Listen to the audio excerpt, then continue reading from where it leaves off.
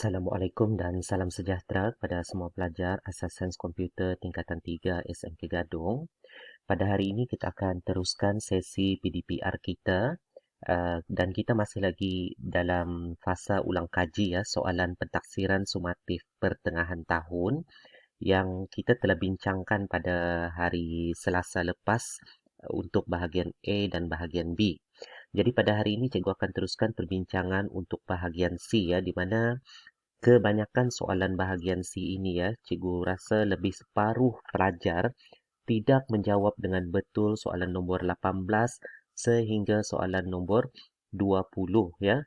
Manakala sebahagian pelajar pula meninggalkan soalan tersebut kosong tanpa dijawab ya. Sepatutnya pelajar berusahalah untuk menjawab soalan yang diberikan ya. Tambah-tambah lagi dalam keadaan PDPR ini, pelajar berada di rumah masing-masing dan mempunyai banyak akses ya kepada bahan-bahan rujukan. Baiklah pelajar, sekarang cikgu akan teruskan untuk perbincangan soalan bahagian C dan cikgu akan tunjukkan ya skema penulisan jawapan. Okey, bahagian A dan B kita telah bincangkan pada hari Selasa. Kita akan terus ke bahagian C. Okey, kita lihat soalan yang pertama di bahagian C, soalan nombor 18. Terdapat dua kaedah transposition cipher yang telah dipelajari iaitu columnar transposition dan juga relevance cipher. Jadi, berdasarkan pengalaman anda dalam melakukan proses penyulitan dan yang sulit, okay, yang pertama, pelajar diminta melakukan penyulitan untuk mesej telah diterima menggunakan kaedah columnar transposition dan kunci yang diberikan ialah PASU, P-A-S-U. Jadi perkara pertama yang pelajar perlu buat adalah kena kira bilangan baris sebab dalam columnar transposition ini dia adalah secara berjadual ya untuk menghasilkan teks cipher ataupun membuatnya sulit semula dari teks cipher ke teks biasa, kita memerlukan jadual. Jadi pertama kita kena kira baris dalam jadual. Jadi bagaimana kira baris? Kira baris tu kita akan buat dengan cara mengira bilangan abjad dalam mesej ni ya. Mesej telah diterima, bilangan abjadnya sebanyak 18 dibahagi dengan bilangan abjad dalam kunci. Jadi bilangan abjad dalam kunci ialah 4. Jadi 18 bahagi 4 kita akan dapat 4.50 dan kita akan bundarkan menjadi 5. Jadi jadual yang dihasilkan adalah sebanyak 5 baris. Okey. Okey, jadi cikgu terus tunjukkan contoh jadual. Okey ya. Okey, jadual yang kita hasilkan sebanyak 5 baris. 1, 2, 3, 4, 5. Okey. Okey, sekejap ya. 1, 2, 3, 4, 5. Okey, jadual cikgu ni terlebih ya. Okey,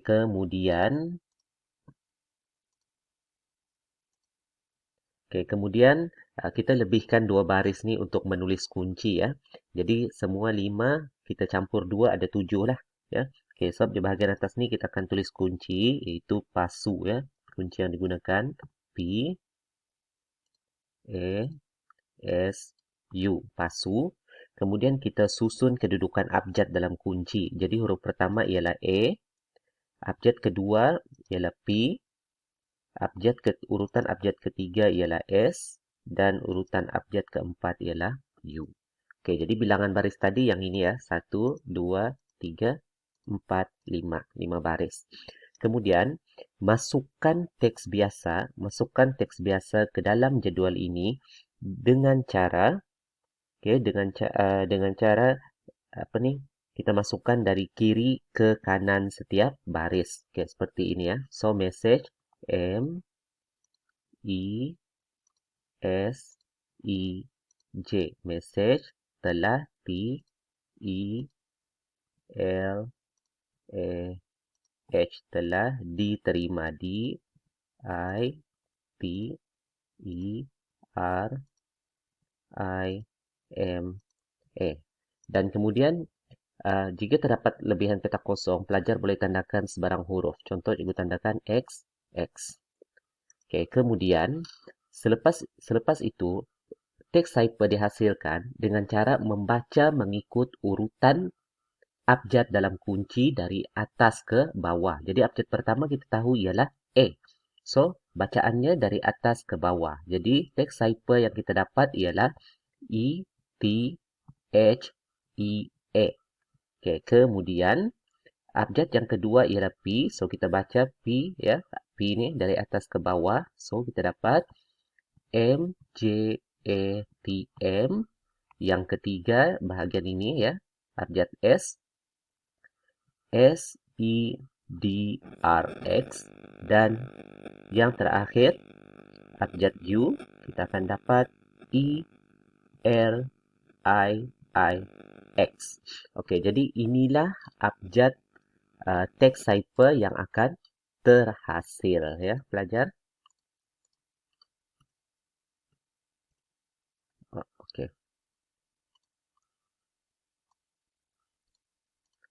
Okey. Kita pergi kepada soalan kedua. Soalan yang kedua, ya. Nyah sulit text cipher di bawah kepada mesej yang sepatutnya menggunakan kaedah relevance. Okey, jadi tadi kita menggunakan kaedah kolumnar dan sekarang kita guna relevance, di mana kunci sama dengan 4. Kunci sama dengan 4 ini dalam relevance cipher dia mewakili bilangan baris, manakala bilangan lajur atau kolom diwakili oleh bilangan abjad, ya, bilangan abjad dalam teks. Jadi kita dapati dalam teks cipher ini bilangan abjad adalah sebanyak 21, ya, kalau kita kira. Jadi pelajar kena hasilkan sebanyak 21 lajur dalam jadual dan 4 baris. Okey, jadi kita akan dapat seperti ini. Kemudian, pelajar perlu tandakan, ya. Kebiasaannya kita akan tandakan dahulu setiap jadual ni dalam keadaan zigzag. Okay, seperti ini, ya. Okay, kita tanda. Okay, kedudukan seperti itu. Okay. Selepas itu, okay, pelajar tanda sehingga habis, ya, kedudukan zigzag itu. Okey, jadi dia akan berakhir di sini. Seterusnya, masukkan teks cipher tadi, teks cipher ke dalam jadual, ya, di tempat bertanda ini dengan menuliskannya dari kiri ke kanan di kawasan bertanda. Contoh, okay, kita masukkannya J, E, A, K, I, C, R, B, W, apa lagi tu? R, A, M, T, M, T, A, E, T,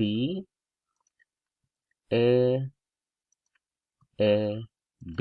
Okay. Setelah selesai, teks biasa yang terhasil kita akan baca ikut kedudukan zigzag, ya, seperti ini. Dari J, okay, ke bawah, ke atas, ke bawah, ke atas, ke bawah, ke atas, dan ke bawah.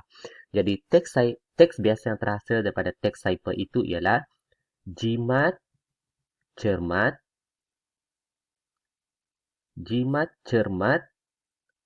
okay, bawa berkat. Okey, jadi itu adalah teks biasa yang terhasil daripada teks cipher tersebut. Okey, kemudian kita teruskan untuk soalan yang kedua dalam bahagian C ini, ya. Okey, soalan yang kedua ni sebenarnya cikgu sudah terangkan, ya, untuk soalan kedua ini di dalam bahagian A dan B sebelum ini, ya, sebab kaedahnya sama.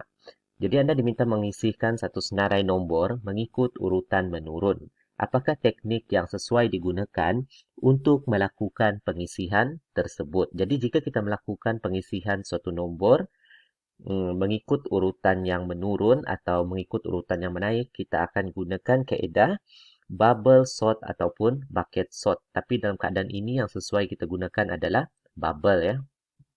Okay, bubble sort. Okay, kita lihat langkah proses algoritmanya. Okay, yang ini cikgu tidak akan terangkan lebih lanjut lah, ya, sebab cikgu sudah terangkan dalam video sebelumnya untuk bahagian A dan bahagian B. Okay, jadi pelajar boleh baca yang ini nanti di dalam nota PDF yang cikgu akan sertakan dalam grup WhatsApp, ya, di mana Langkah 1 hingga langkah 6 kita membuat perbandingan setiap kedudukan item. Jika kedudukan item itu didapati lebih kecil berbanding item seterusnya, maka perlu ditukar tempat. Jika item lebih besar yang sebelum berbanding yang selepas, item akan dikekalkan kedudukannya. Jadi apabila proses ini berlaku sehingga tamat satu kitaran dan belum selesai, maka dia perlu diulang perlu diulang. Jadi untuk jawapan soalan nombor 2 ini, jawapan yang ketiga langkah akan diulang untuk lelaran yang kedua dan seterusnya sehingga semua item sudah diisi dalam urutan menurut.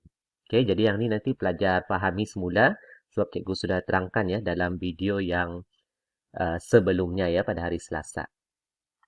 Okey, kita lihat soalan yang terakhir untuk bahagian B, iaitu soalan nombor 3. Okey, berikut merupakan sudukot dihasilkan oleh Olga untuk mencari nombor 56 dalam satu senarai. Okey, jika kita ingin mencari nombor, maksudnya teknik yang akan kita gunakan adalah search. Search. Okey, kemudian dia kata kenal pasti ralat yang ada dengan menulis semula sudukot yang baru. Okey, dia ingin cari nombor 56 dalam satu senarai. Jadi teknik yang biasa digunakan yang sesuai kita gunakan ialah teknik binary search. Kita lihat pada sudukot yang disediakan juga dia merujuk kepada binary search Namun demikian, sudukot ini mempunyai banyak kesalahan ataupun kesilapan iaitu ralat. Jadi sekarang cikgu akan tunjukkan ralat-ralat tersebut dan juga bahagian yang perlu kita tambah baik. Okey, seperti ini. Okey, pelajar. Okey, sekarang kita lihat sudukot yang sepatutnya Mula setkan senarai. Dalam sudukot yang asal, senarai itu dia tidak senaraikan. Jadi pelajar perlu senaraikan L L ini dia merujuk kepada senarai yang mengandungi item. Okey, jadi semua senarai item kita senaraikan. Isytihar pemboleh ubah N, I, J, M dan B. Okey, di sini dia tidak senaraikan B. B ini mesti disenaraikan sebab dia merujuk kepada nilai carian. Kemudian setkan N sama dengan 8. N merujuk kepada bilangan item dalam senarai. Bilangan item dalam senarai sebenarnya ialah 9. So, yang ni ralat. Jadi, kita kena betulkan. Okay, kemudian, setkan I sama dengan kosong. Setkan J sama dengan N tolak 1. Tapi, ralat L tolak 1. Jadi, sepatutnya N tolak 1. Kemudian, masukkan nilai carian B. Okay, di sini tiada. So, kita kena tuliskan. Setkan M sama dengan I tambah J bahagi 2. Sebab kita ingin mencari nilai pertengahan. Tapi dalam sudukot yang diberikan, dia gunakan darab. Jadi, salah Kita kena gunakan bahagi. Kemudian, dia buat perbandingan item yang dicari dengan item dalam senarai itu. Dia akan paparkan item tiada dalam senarai. So, yang ini ralat. Sepatutnya yang dipaparkan jika item carian sama dengan item yang berada pada kedudukan tengah, item ada dalam senarai. Kemudian akan keluar gelung. Okey, langkah seterusnya itu betul. Okey, cuma dia tertinggal langkah di bahagian ini Di mana, okey, selepas kira J, M tolak 1, jika tidak, kira I sama dengan M tambah 1. So, tamat jika, tamat. Jadi, kita telah kenal pasti sebanyak 9 kesilapan atau ralat yang terdapat dalam sudukot yang telah disediakan. Jadi, setelah kita buat pembetulan, inilah sudukot sepatutnya yang dihasilkan berdasarkan soalan yang telah diberikan menggunakan teknik binary search. Baiklah pelajar. Jadi untuk perbincangan soalan bahagian C ini setakat itu sahaja. Jika pelajar kurang faham atau kurang jelas, bolehlah bertanya kepada cikgu di dalam grup WhatsApp semasa kelas nanti. Itu sahaja pertemuan kita untuk sesi PDPR pada hari ini. Sekian, terima kasih.